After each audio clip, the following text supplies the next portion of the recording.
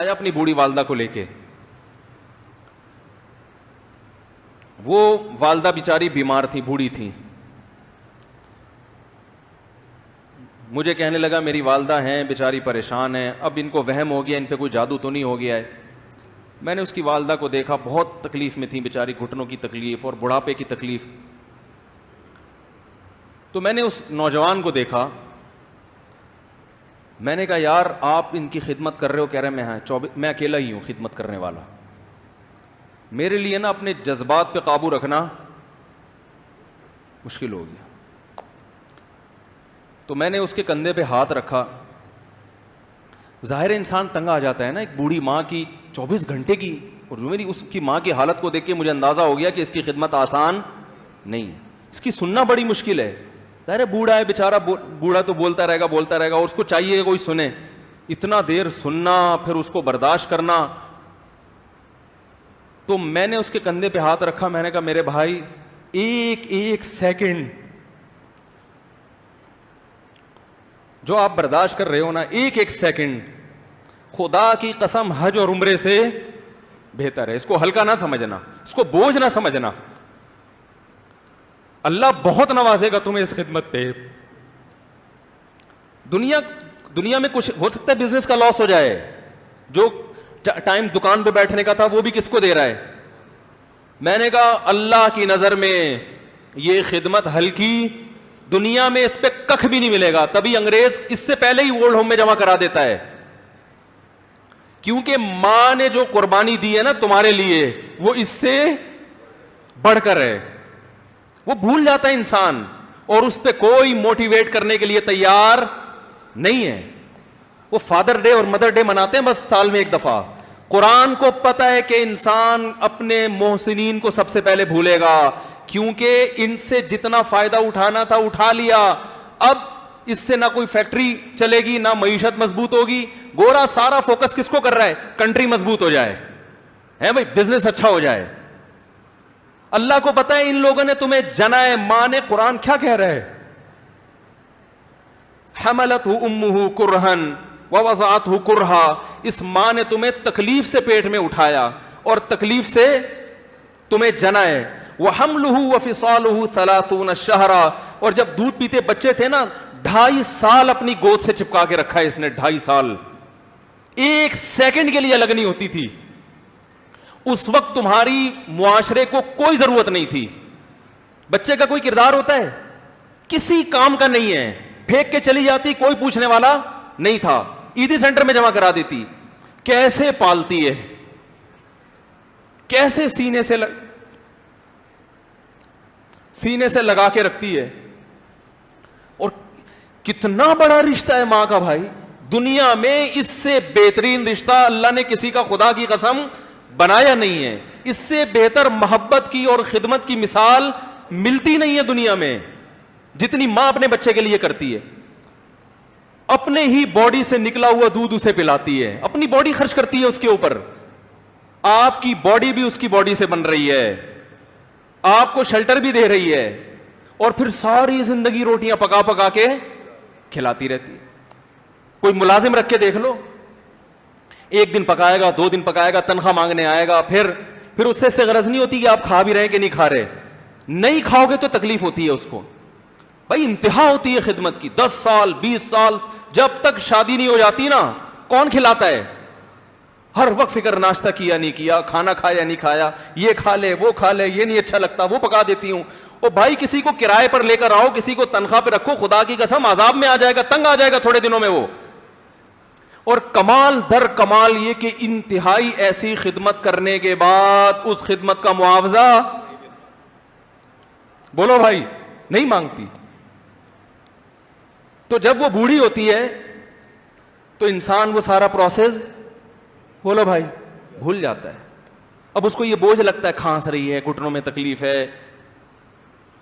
میں ایک اکثر واقعہ سناتا ہوں نا, کہ ایک بوڑھے نے اپنے بچے سے پوچھا,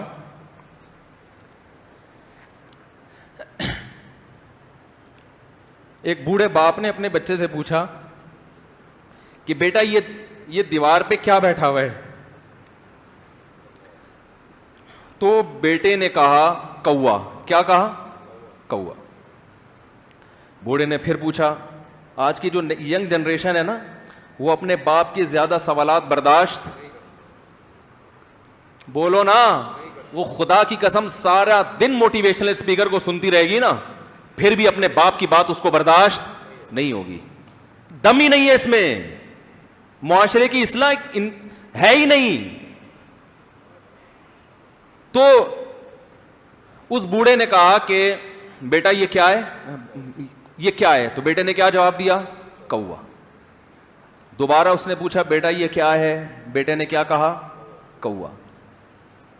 تیسری دفعہ پوچھا تو کوئی بہت ہی شریف خاندان کا بیٹا تھا تو تیسری دفعہ میں سوال برداشت کر گیا. ورنہ آج نوجوان کے پاس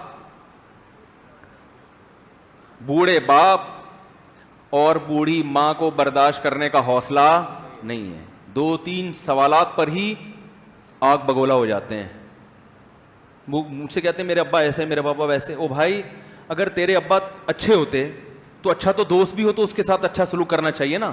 ابا اماں تو خراب ہوں پھر اچھا سلوک کرنے کا حکم, اس لیے کہ ان کے احسانات ان کی برائیوں سے بولو زیادہ ہیں.